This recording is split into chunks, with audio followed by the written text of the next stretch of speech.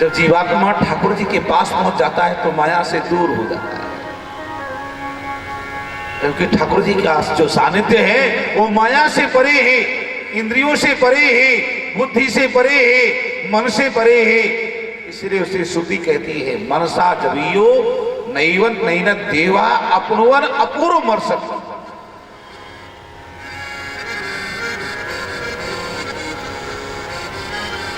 पर ध्यान रखना, एक शर्त है, ठाकुर जी के पास जाओ तो फिर मन में चंचलता नहीं, मन में निर्मलता आवे। ठाकुर जी चाहते हैं,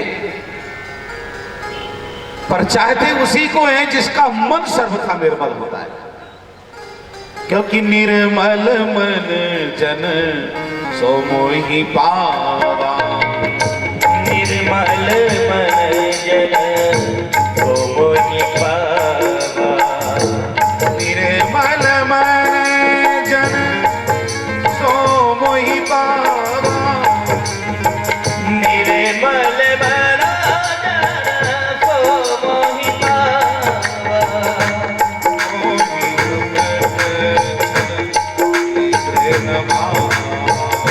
मोहि कपट चल चित्रे न भावा, मोहि कपट छले चित्रे न भावा, मोहि कपट चल चित्रे न भावा, मोहि कपट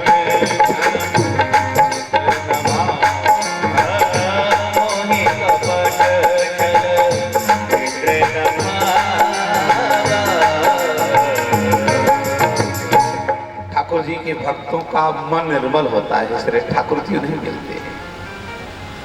और जो निर्मल मन वाला है, निर्मल बुद्धि वाला है, निर्मल चेतन है, निर्मल जीवात्मा है, वही ठाकुर जी के विषय में जानना भी चाहता है।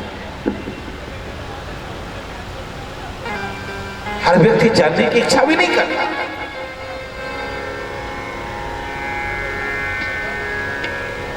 आज अम्मा पार्वती ने भूत भावन भोलेनाथ को परम प्रसन्न दिखा। आइए अब हम सब रामार्चा जी में प्रवेश करें।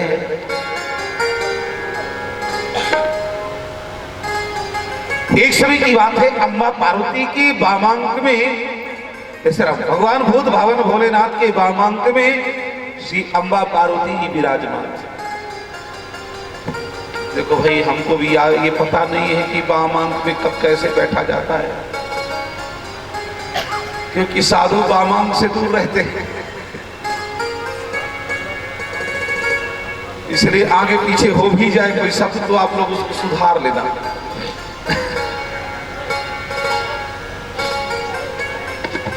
श्री सीताराम जी महाराज की जय हो।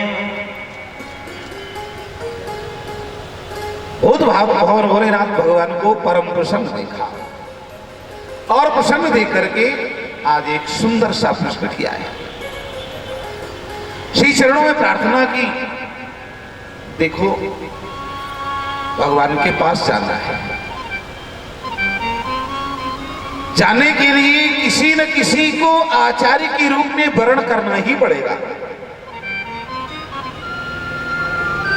और आचार्य को वर्ण करना है तो आचार्य की पहले सेवा करनी पड़ेगी और फिर प्रसन्न करना पड़ेगा। गीता में भी लिखा है, तद्विधि प्रणिपातेन परिप्रश्नेन सेवया उपदेक्षन्ति ते ज्ञानम् ज्ञानिनस्तत्त्वदर्शिनः। तद्विधि प्रणिपातेन परिप्रश्नेन सेवया, पहले तो किसी महापुरुष के चरणों में प्रणाम करें और प्रणाम करके फिर उसकी सेवा करें। सेवा करने पर जब प्रसन्न हो जाए तब फिर उससे परिप्रश्नेन, मेरे से प्रश्न करें। आज भूत भवन भोलेनाथ को अम्बा पार्वती ने परम प्रसन्न देखा और देख करके श्री चरणों में प्रार्थना करी। भगवान सर्वधर्मज्ञ सर्वशास्त्र विशारदा लोकानां उपकारार्थम यत्नान युक्तान अनेकशः। भगवान आप समस्त धर्मों की ज्ञाता है। आपने चराचर जगत के कल्याण के लिए अनेक उपाय बताए।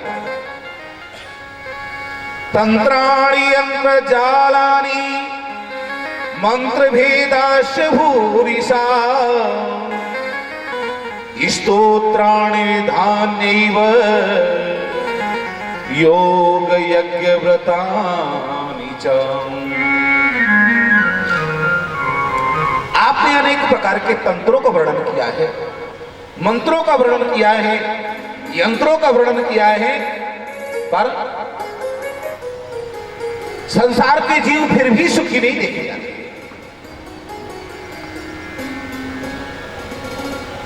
तत्रापि दुखिता लोका नाना क्लेश समन्विता। संसार में कर्म करते तो देखे जाते हैं फल, पर उन्हें फल प्राप्त होता नहीं देखा जाता है। देखो कर्म तो करते हैं, कर्म भी कई प्रकार से। झूठ बोलना भी कर्म है, चोरी करना भी कर्म है, गलत मार्ग में चलना भी एक कर्म है। तो हम कौन सा कर्म करें, किस कर्म के द्वारा भगवत प्राप्ति होगी, ये पहले हम लोग सोचें। क्योंकि ईशावास्य उपनिषद में भी लिखा कुर्वन्नी भी कर्माणि जीव के इच्छा शरदः छतम। कर्म करते ही जीवात्मा को 100 वर्ष जीने की इच्छा करनी चाहिए।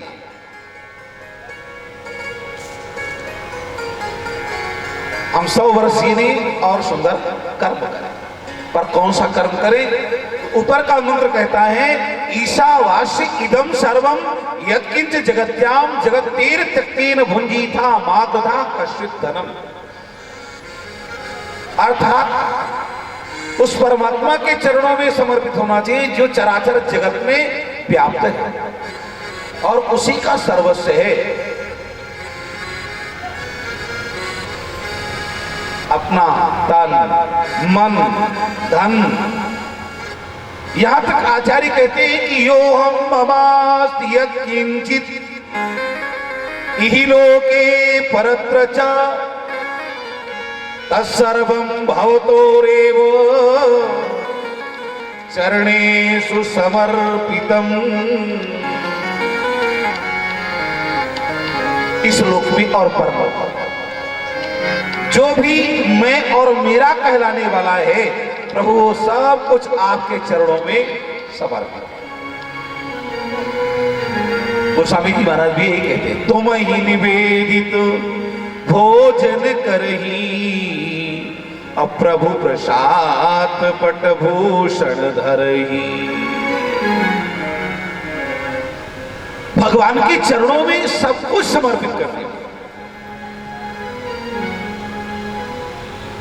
अम्मा पार्वती जी कहती है कि तत्रापि दुखिता लोका नाना क्लेश समन्विता। संसार के जीव कर्म करते फिर भी सुखी नहीं देखे जाते हैं, जबकि जीवात्मा के अंदर सुख प्राप्त करने की इच्छा निरंतर बनी रहती है। सुख इच्छा, और वो सुख की इच्छा क्यों? आचार्य महाप्रभु ने कहा आनंद आन से ही जाता है। वो जीवात्मा आनंद सिंधु से उत्पन्न हुआ है, इसलिए आनंद सिंधु से उत्पन्न होने के कारण से इस जीवात्मा के अंदर आनंद ही प्राप्त करने की इच्छा होती है, सुख ही प्राप्त करने की इच्छा होती है। क्योंकि जो आनंद सिंधु सुख राशि असी करते त्रैलोक सुपाशी। सो सुख धाम राम अस नामा अखिल लोकदायक विश्रामा। इस जीवात्मा का उनसे उद्भव हुआ है जिनके शीकरान से चराचर जगत आनंदित होता है, चराचर जगत सुखी होता है। इसलिए तो इसके अंदर सुख प्राप्त करने की इच्छा है। पर भटक कैसे रहा है? मृग मरीचिका की तस्यान्वेषण मृग मरीचिका। जैसे प्यासा मृग रेगिस्तान में जल खोजता है पर जल मिलता नहीं है, बल्कि भगवान भास्कर की किरणें धू धू करके जलाती रहती। ठीक इसी प्रकार से जीवात्मा को संसार में सुख तो मिलता नहीं है, बल्कि वो त्रिताप की अग्नि से निरंतर झुलसता रहता है।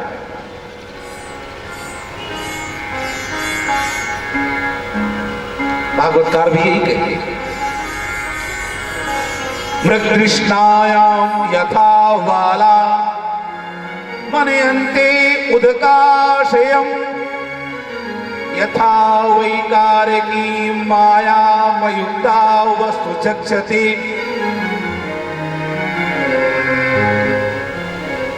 भूत भवन भोलेनाथ ने अम्मा पार्वती जी की प्रार्थना जब सुनी, सुनते ही हृदय गदगद हो गया। कहते देवी तुम धन्य हो, धन्यासी कृतपुण्यासी पुण्य रूपासी पार्वती, यस्तुम सर्वभूतानां हितम वांछत सर्वदा। देवी तुम धन्य हो जो तुम्हारे अंदर चराचर जगत के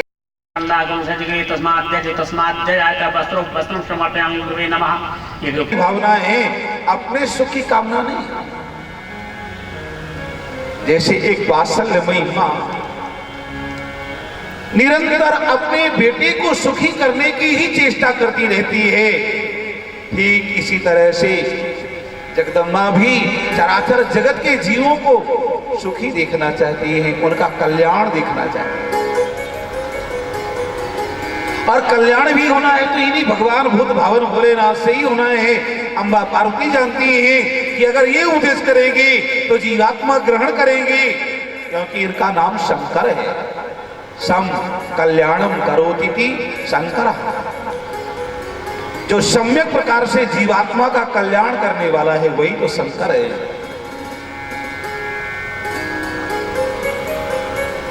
भूत भावन भोलेनाथ ने कहा देवी शृणु देवी प्रवक्ष्यामि प्रयत्नं परम अद्भुतम यस्य स्मरण मात्रेण सिद्धिं प्राप्नोति दुर्लभम। देवी मैं आपको एक दुर्लभ उपाय बताता हूं। वो उपाय है श्री रामाचा महायज्ञ। यज्ञ श्री रामचंद्रस्य साधना नाम च साधका। समस्त साधनों का भी साधन है, जो समस्त कार्यों को पूर्ण करने वाला है, जो चारों पुरुषार्थों को प्रदान करने वाला है। धर्मार्थ काम मोक्षाणाम प्राप्त पुष्ट तुष्ट दी। धर्म अर्थ काम मोक्ष चारों पुरुषार्थों को प्रदान करता है। अरे इन पुरुषार्थों की तो बात छोड़ो, ब्रह्मा सयति यज्ञेन विश्वं विष्णुश्च रक्षति यज्ञेनाहं जगत् सर्वं नाशयामि वरानने। कहते देवी जिस यज्ञ को करने पर श्री ब्रह्मा जी सृष्टि करने में समर्थवान होते हैं, जिस यज्ञ को करने पर भगवान विष्णु पालन करने में समर्थवान होते हैं, और मैं स्वयं शंकर सारे संसार का संहार करता हूं, वो यज्ञ है श्री रामार्चा महायज्ञ। जब तक श्री रामार्चा महायज्ञ न करे तब तक उस जीवात्मा को अन्य यज्ञों के करने का फल भी प्राप्त नहीं होता है। राम यज्ञम बिना सिद्धि नाप्यादन्य कर्म भी पूजा दानम जपम यज्ञम तपः कुर्याद खंडितम। अन्य बहुत बड़े बड़े यज्ञ कर डाले। अश्वमेध यज्ञ है, राजसूय यज्ञ है, विश्वजित यज्ञ है, शिव यज्ञ है। सारे यज्ञों को कर डाले, एक बार नहीं अनेकों बार कर डाले। पर अगर रामार्चा महायज्ञ नहीं किया है तो रामार्चा के बिना उन यज्ञों की सिद्धि भी नहीं। भागवत में से एक श्लोक आया है, यथा तरोर मूल निषेचनेन तृप्तन्ति श्रन्द भुजोप शाखा प्राणोपहारास्यथेन्द्रियाणां तथा सर्वाहरण मच्यु तेजा। जैसे वृक्ष की जड़ में अगर जल डाला जाए तो टहनी, पत्ते, शाखा सबको जल की प्राप्ति हो जाती है। और अगर कोई वृक्ष में जल डाले तो नहीं मिलता। ठीक इसी तरह से अन्य यज्ञ कर ले, बड़े बड़े देवताओं का पूजन कर ले, अर्चन कर ले, पर रामार्चा महायज्ञ किया रामार्चा महायज्ञ नहीं करे तो उसे किसी भी यज्ञ की फल की प्राप्ति नहीं हुआ करती है, अर्थात सिद्धि नहीं होती है। कामनाम सिद्धिदम सौम्यम सर्वविघ्न विनाशिनीम रामार्चा शोभने कृत्वा न कश्चित दुर्भाग नरः। देवी आज तक मैंने और कोई दूसरा श्रेष्ठ उपाय देखा ही नहीं, और ही ना ही मैंने सुना है कि जीवात्माओं का दुख दूर करने के लिए और भी कोई उपाय होवे। वास्तव में जीवात्मा का दुख दूर होता है तो केवल श्री राम जी महाराज के चरण में जाने के बाद ही, क्योंकि सुखी मीर जे मीर अगाधा, सुखी मीर जे मीर अगाधा, सुखी मीर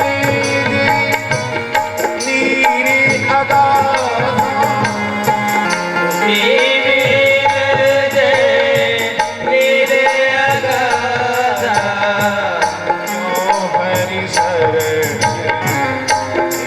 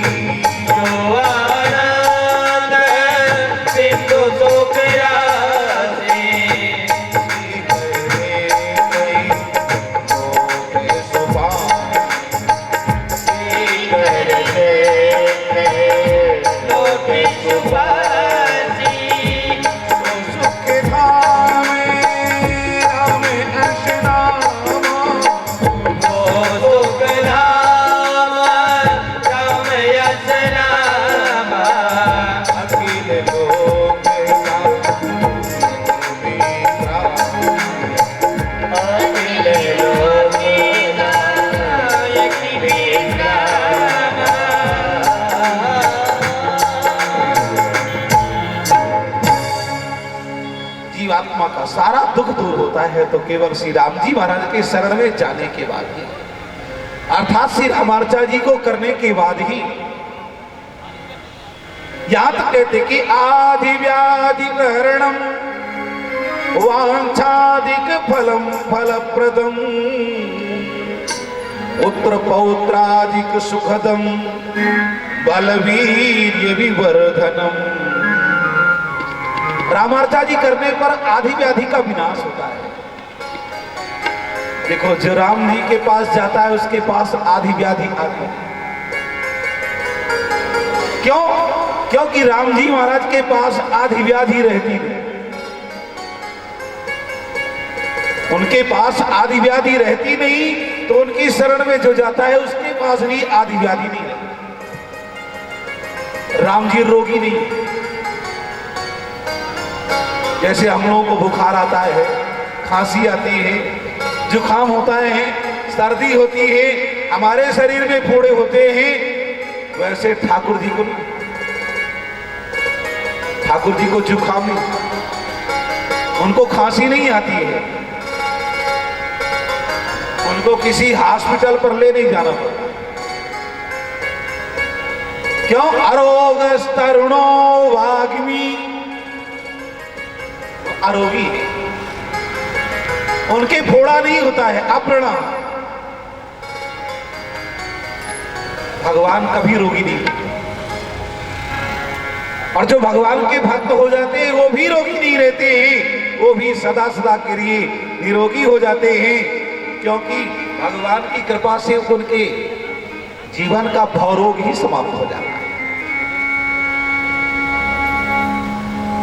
अर्जनम भव बीजानम अर्जनम सुख संपदा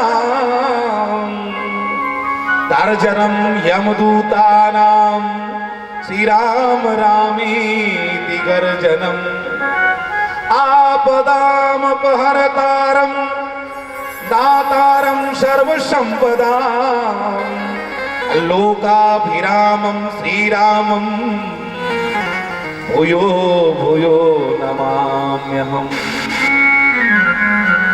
तो हमारे श्री राम जी महाराज के पास जाने पर जीवन में संकट रहता ही नहीं।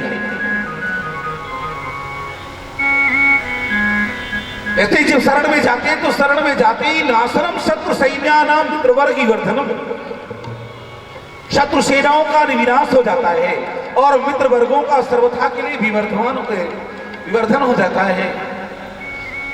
भगवान की शरण में जैसे जाए गए शत्रु नष्ट हो गए। रामार्चा जी किया, अपने आप शत्रु नष्ट हो गए। पर देखना कभी इसलिए रामार्चा जी मत करना कि हमारे जितने दुश्मन हैं सबके सब मर जाएं एक साथ, इसके लिए हमको रामार्चा जी करना है नहीं।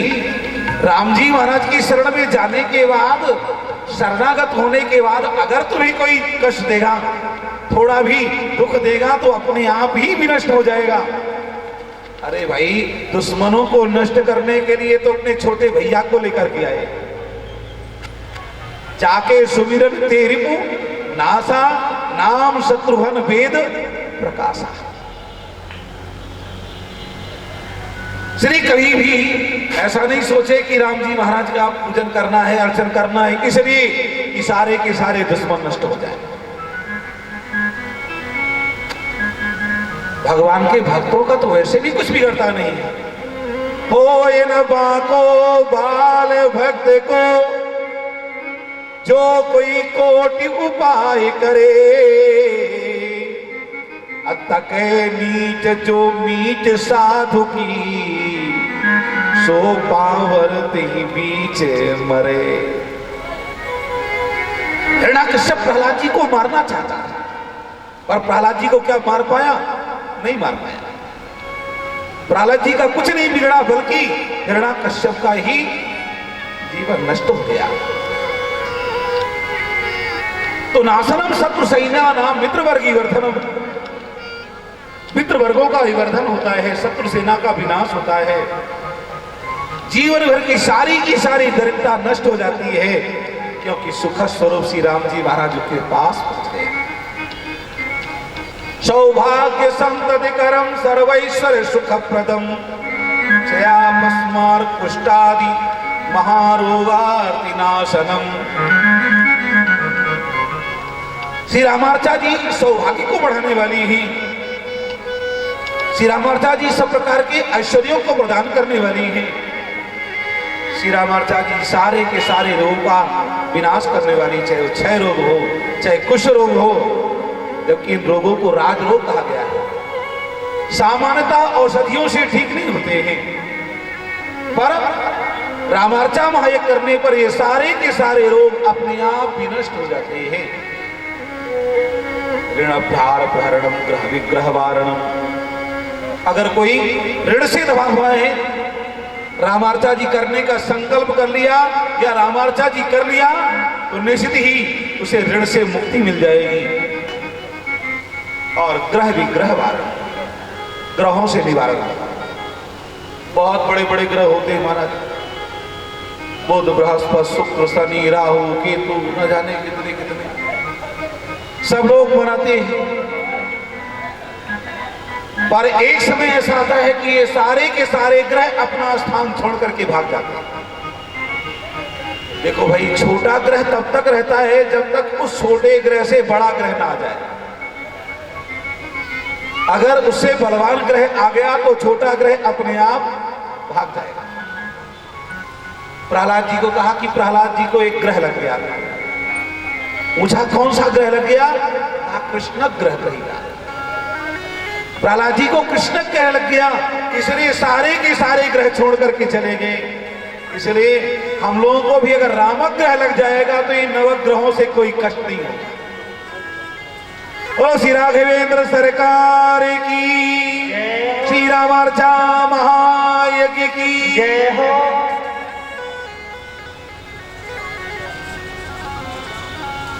भगवान भूत भवन भोलेनाथ कहते देवी, रामार्चा महायज्ञ करने पर क्षमा सौशील इत्यादि दैवी संपत्ति के सारे दिव्य गुण हृदय में आकर के निवास कर जाते हैं और आसुरी संपदाओं का विनाश हो जाया करता है। रामार्चा जी साक्षात राम रूपाए हैं। जैसे राम जी चारों पुरुषार्थों को प्रदान करने में समर्थवान हैं, इसी तरह से श्री रामार्चा जी भी चारों प्रकार के पुरुषार्थों को प्रदान करने में समर्थवान हैं। जब रामार्चा महायज्ञ सर्वश्रेष्ठ यज्ञ है तो किम हो गई, किम सद्वत तीर्थी, फिर हम क्यों यज्ञ करें, क्यों दान करें, क्यों अन्य यज्ञ करें, क्यों पूजा करें और क्यों और पाठ करें? हम रामार्चा महायज्ञ ही क्यों न करें? रामार्चा जी करने पर तो स्वाभाविक रूप से सारे यज्ञों का एक साथ फल मिल जाना है। क्योंकि यम यम चिंतयते कामं तम तम प्राप्नोति निश्चितम। रामार्चा जी करने वाला जिन जिन कामनाओं को करता है उसकी सारी कामनाएं परिपूर्ण हो जाती है, कोई कामना शेष नहीं रहती है। इसलिए हम सबको रामार्चा करना चाहिए, चाहे छोटी रामार्चा हो या बड़ी रामार्चा, अर्थात सभी को राम जी का पूजन करना चाहिए। रामार्चा जी का पूजन माने राम जी का नित्य का पूजन है। कुछ नहीं है पूजन करने के लिए तो एक तुलसी का पत्ता है, उसी को चढ़ा करके पूजन कर लो। और कुछ नहीं है तो एक चुल्लू जल चढ़ा दो, राम जी का पूजन हो गया। भगवान वस्तु से प्रसन्न नहीं हुआ। अगर वस्तु से प्रसन्न होते तो बड़े बड़े शेठ साहूकार उन्हें खरीद लिया। उनको तो समर्पण में प्रेम चाहिए। राम ही केवल प्रेम प्यारा, राम ही केवल प्रेम प्यारा, राम ही केवल प्रेम प्यारा, राम ही केवल प्रेम प्यारा। जानी ले ज्ञानी ले हो जो ज्ञान निहारा,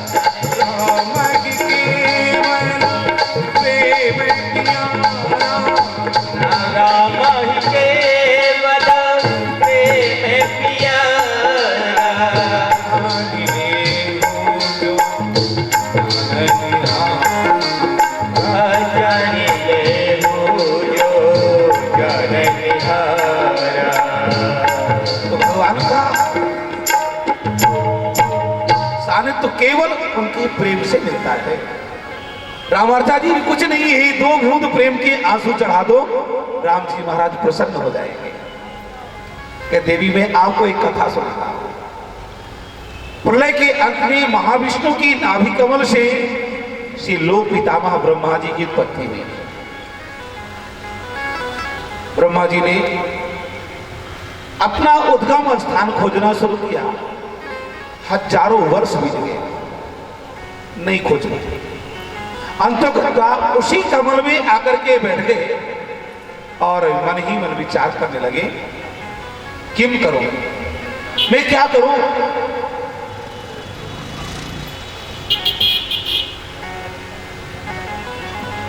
विचार कर ही रहे थे, तब तक भगवान की आकाशवाणी हो गई। ब्रह्मन् कुर्मः सृष्टिम वृत्तिजाम त्वर्थ संकुलाम। ब्रह्मन आप तो सृष्टि करो। ब्रह्मा जी अभी मन मन सोच रहे थे कि मेरी सृष्टि किस लिए हुई, और अब सोचने लगे अब मैं सृष्टि करूं तो करूं कैसे, जब मुझे सृष्टि का ज्ञान ही नहीं।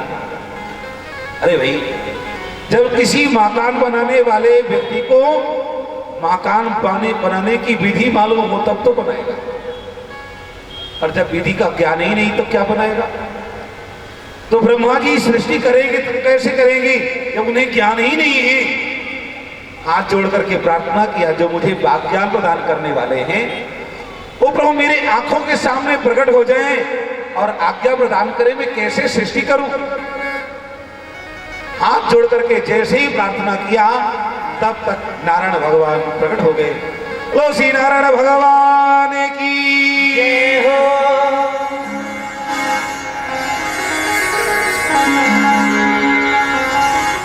भगवान के चरणों में गिरे, हाथ जोड़ करके प्रार्थना किया, प्रभु आप ही आज्ञा प्रदान करें, मैं सृष्टि कैसे करूं, सृष्टि करने का विधान क्या है। भगवान ने कहा अगर आपको सृष्टि करनी है तो सृष्टि करने के लिए रामार्चा पाए। कहा मैंने जीवन में कभी रामार्चा की नहीं, तो ये पता भी नहीं कि रामार्चा जी की विधि क्या है। आप लोगों ने ये रामार्चा का जो मंडप देखा और इसमें किस कोठे का यंत्र बना हुआ है, इसको भी अच्छी तरह से देखा है। इस यंत्र के मध्य में सारे देवताओं का आह्वान हुआ है, उसके बाद श्री सीताराम जी महाराज का आह्वान। तो कैसे पूजन की विधि है, विधि को अच्छी तरह से समझ करके ही फिर पूजन भी करना चाहिए। भगवान भूत भावन भोलेनाथ कहते देवी नारायण भगवान ने स्वयं ब्रह्मा जी को सारी विधि बतलाई। आजो पुण्य स्थले चैव सुजलेन मृदा तदा शोधितायां धरायां च विरचेन मंडपम शुभम। पहले सुंदर यज्ञ स्थल का निर्माण करें, यज्ञ स्थल को बढ़िया सुंदर जल से स्वच्छ करें। यज्ञ स्थल के मध्य में लाल रंग की चांदनी लगाए, तोरण बंधनवार पताका इत्यादि से सुंदर उसे सजावे। चावल के तंडुलों से 21 कोठे का यंत्र बनावे और फिर सम्यक प्रकार से समस्त देवताओं का आह्वान करें। गौरी गणेश और ब्रह्मन पूजेत पुरतस्थम।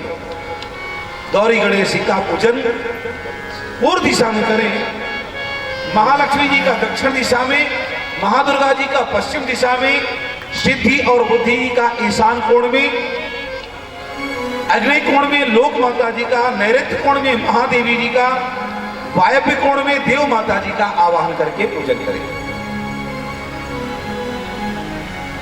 उत्तर और ईशान कोण में श्री लोक पितामह श्री ब्रह्मा जी महाराज का आवाहन करके पूजन करें।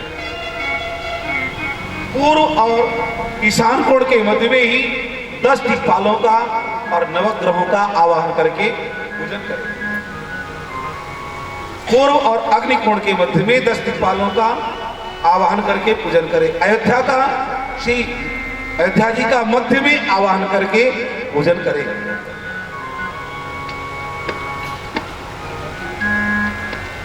श्री वैकुंठम चोत्तरे च पूर्वे श्री मिथिलापुरी, वैकुंठपुरी का उत्तर दिशा में और मिथिलापुरी का पूर्व दिशा में आवाहन करके पूजन करें। चित्रकूट का दक्षिण दिशा में, वृंदावन धाम का भी पश्चिम दिशा में आवाहन करके पूजन करें। ऋक्षराज, अंगद, जामवंत, सुग्रीव, इन सबका पश्चिम दिशा में आवाहन करके पूजन करें। सशक्तिम विमलादि च पूजयेत् परमा शक्तिम नित्यम विभीषण तत्रोत्तरे, विमलाद शक्तियों का और श्री भीषण जी का उत्तर दिशा में आवाहन करके पूजन करें। और फिर श्री राघवेंद्र सरकार के समस्त परिवार के पारिवारिक जनों को, श्री महाराज चक्रवर्ती जी महाराज का तीनों रानियों समेत, तीनों भाइयों को शक्तियों समेत, और तत्पश्चात श्री हनुमंत लाल जी महाराज का आवाहन करके पूजन करें। हनुमंत लाल जी का आसन भी पूर्व दिशा में ही प्रदान करना चाहिए। पूजन में पाद्य, अर्घ, आचमन, स्नान, धूप, दीप, नैवेद्य, यव, अक्षत, तिल, पुष्प, मालांकुर, मोदक भी 5 सेर से कम न होवे। मोदकाद्यम सुनैवेद्यम पंचशेतोत्तरम परम, नाना विधेषु पक्वानि सुस्वादुभिः फलैस्तथा। नाना प्रकार के पकवानों को बना करके बढ़िया ठाकुर जी को भोग लगावे। जितने सुंदर सुंदर पकवान हो सके, कचौड़ी, पकौड़ी, मुगोरी, और बढ़िया चिलगोजा, पिस्ता, बादाम, अखरोट, बालूशाही, कलाकंद, जितना सुंदर अपने लिए बना सकते उतना ही सुंदर से सुंदर ठाकुर जी की। और हम लोग क्या करते, अपने लिए तो अच्छी व्यवस्था बनाते हैं, और जो ठाकुर जी को भोग लगाना होता है तो 4।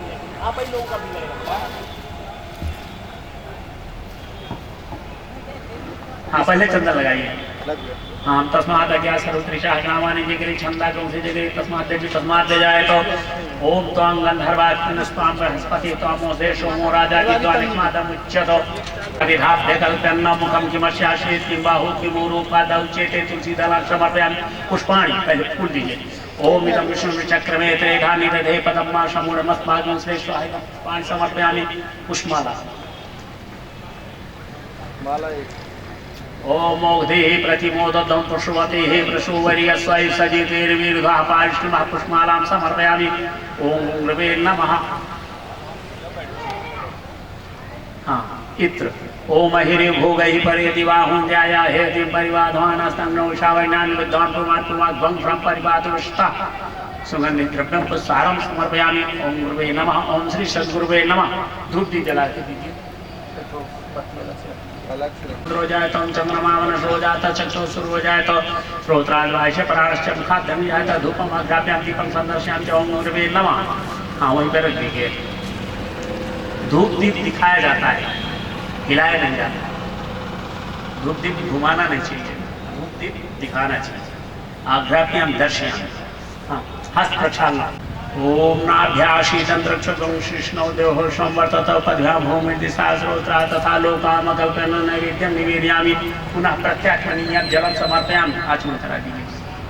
पुनः प्रत्याचमनीयं जलं समर्पयामि। ओम गुरुवे नमः। ओम श्री सद्गुरुवे नमः। एक तांबूल दे दीजिए। हाँ, ठीक है।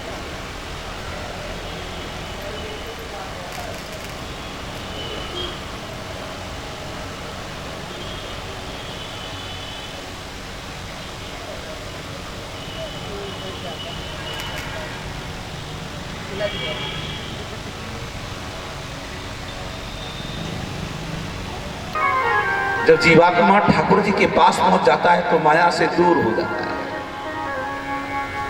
क्योंकि ठाकुर जी का जो सानिध्य है वो माया से परे है, इंद्रियों से परे है, बुद्धि से परे है, मन से परे है। इसलिए उसे श्रुति कहती है, मनसा जबियो नैवन नैन देवा अपनवन अपूर्व मर्सक।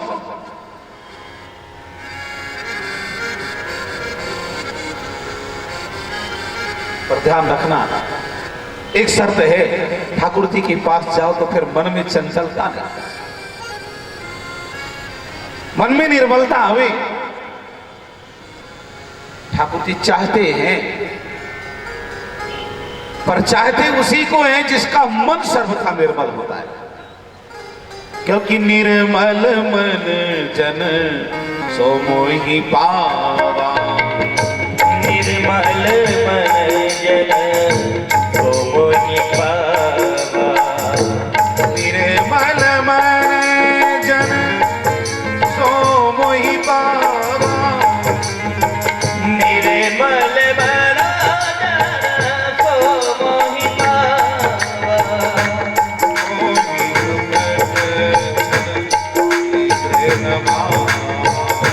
मोहि कपट छल चित्र न भावा, मोहि कपट छल चित्र न भावा, मोहि कपट छल चित्र न भावा, मोहि कपट मोहि कपट छल चित्र न भावा। ठाकुर जी के भक्तों का मन निर्मल होता है, इसलिए ठाकुर जी उन्हें मिलते हैं। और जो निर्मल मन वाला है, निर्मल बुद्धि वाला है, निर्मल चेतन है, निर्मल जीवात्मा है, वही ठाकुर जी के विषय में जानना भी चाहता है। हर व्यक्ति जानने की इच्छा भी नहीं करता।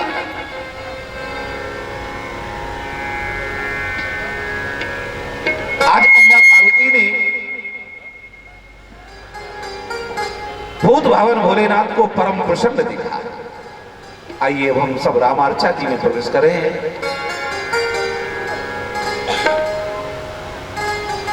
एक समय की बात है, अम्मा पार्वती के वामांक में, इस तरह भगवान भूत भावन भोलेनाथ के वामांक में श्री अम्बा पार्वती जी विराजमान थे। देखो भाई, हमको भी ये पता नहीं है कि वामांक में कब कैसे बैठा जाता है, क्योंकि साधु वामांक से दूर रहते हैं, इसलिए आगे पीछे हो भी जाए कोई शब्द तो आप लोग उसको सुधार लेना।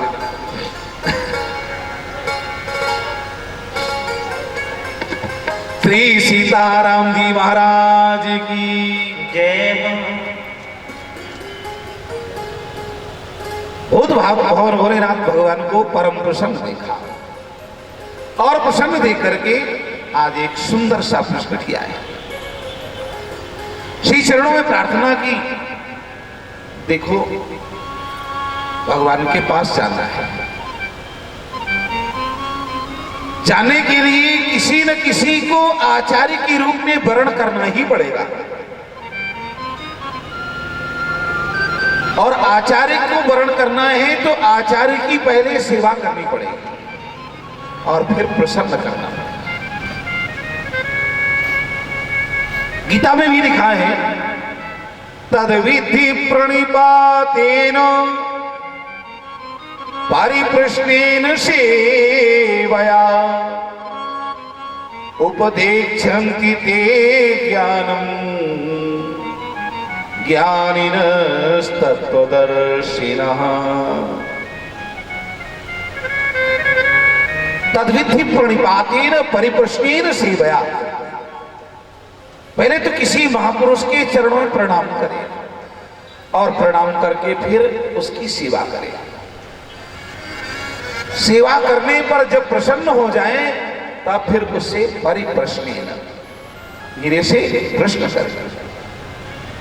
आज भूत भावन भोलेनाथ को अम्बा पार्वती ने परम प्रसन्न देखा, और देख करके श्री चरणों में प्रार्थना करी, भगवान सर्वधर्मज्ञ सर्वशास्त्र विशारदा लोकानां उपकारार्थं यत्नानि युक्तानि अनेकशः। भगवान, आप समस्त धर्मों की ज्ञाता है, आपने चराचर जगत के कल्याण के लिए अनेक उपाय बताए। तंत्राणि यंत्र जालानि मंत्र भेदाश भूरिशा स्तोत्राणि विधान्यैव योग यज्ञ व्रतानि च। आपने अनेक प्रकार के तंत्रों का वर्णन किया है, मंत्रों का वर्णन किया है, यंत्रों का वर्णन किया है, पर संसार के जीव फिर भी सुखी नहीं देखे जाते।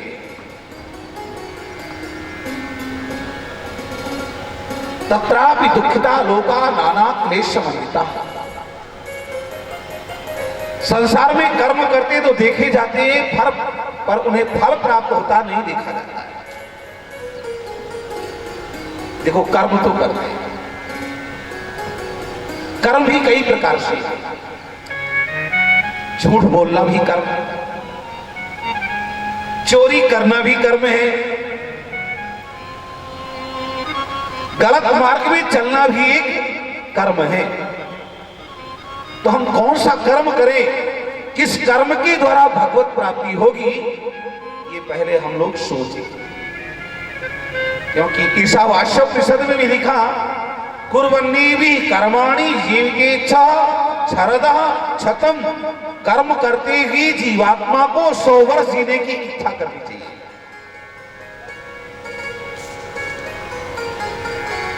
हम 100 वर्ष जीने और सुंदर कर्म करें, पर कौन सा कर्म करें? ऊपर का मंत्र कहता है, ईशावास्य इदम सर्वम यत्किंच जगत्याम जगत्तेर त्यक्तेन भुंजीथा मादधा कश्चित् धनम। अर्थात उस परमात्मा के चरणों में समर्पित होना चाहिए जो चराचर जगत में व्याप्त है और उसी का सर्वस्व है। अपना तन मन धन, यहां तक आचार्य कहते हैं कि यो हम ममास्ति यत्किंचित इहि लोके परत्र च तत्सर्वं भवतोरेव चरणेषु समर्पितम्। इस लोक में और परलोक में जो भी मैं और मेरा कहलाने वाला है, प्रभु वो सब कुछ आपके चरणों में समर्पित। गोस्वामी जी महाराज भी यही कहते, तुम ही निवेदित भोजन करही अप्रभु प्रसाद पटभूषण धरही।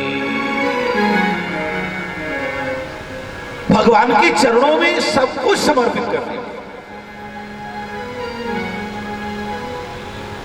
अम्मा पार्वती जी कहती कि तत्रापि दुखिता लोका नाना क्लेश समन्विता। संसार के जीव कर्म करते फिर भी सुखी नहीं देखे जाते हैं, जबकि जीवात्मा के अंदर सुख प्राप्त करने की इच्छा निरंतर बनी रहती है। सुख इच्छा, और वो सुख की इच्छा क्यों? आचार्य महाप्रभु ने कहा, आनंद आन से ही जाता है। वो जीवात्मा आनंद सिंधु से उत्पन्न हुआ है, इसलिए आनंद सिंधु से उत्पन्न होने के कारण से इस जीवात्मा के अंदर आनंद ही प्राप्त करने की इच्छा होती है, सुख ही प्राप्त करने की इच्छा होती है।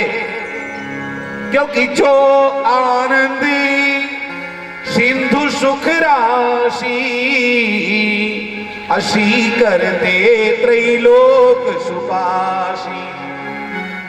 सो सुख धाम राम अश नामा अखिल लोकदायक विश्रामा। इस जीवात्मा का उनसे उद्भव हुआ है जिनके शीकरान से चराचर जगत आनंदित होता है, चराचर जगत सुखी होता है। इसलिए तो इसके अंदर सुख प्राप्त करने की इच्छा है, पर भटक कैसे रहा है? मृग मरीचिका की तस्यान्वेषण मृग मरीचिका। जैसे प्यासा मृग रेगिस्तान में जल खोजता है पर जल मिलता नहीं है, बल्कि भगवान भास्कर की किरणें धू धू करके जलाती रहती। ठीक इसी प्रकार से जीवात्मा को संसार में सुख तो मिलता नहीं है, बल्कि वो त्रिताप की अग्नि से निरंतर झुलसता रहता है।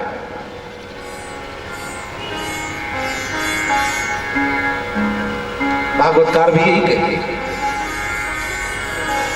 मृगतृष्णायां यथा वाला मनयन्ते उदकाशयम् यथा वैकारिकी माया मयुक्ता वस्तु चक्षते।